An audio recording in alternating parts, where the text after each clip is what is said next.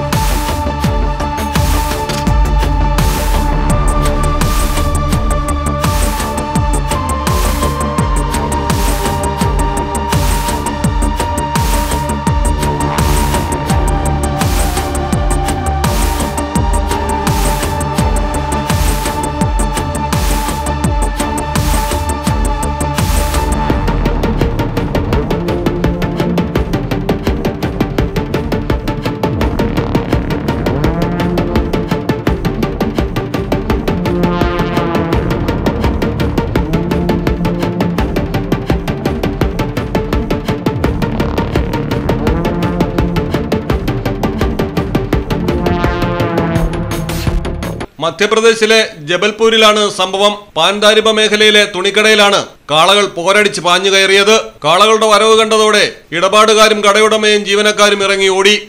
ഏകദേശം പൂർണ്ണമായി തന്നെ കാളകൾ കട നശിപ്പിച്ചു.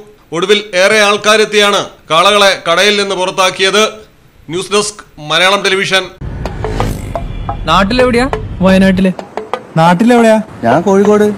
നാട്ടിലെവിടെയാ? ഞാൻ ആലപ്പുഴ. നാട്ടിലെവിടെയാ? ഞാനോ? ഞാൻ കണ്ണൂരാ. നാട്ടിലെവിടെയാ? എന്റെ വീട് പാലക്കാട്.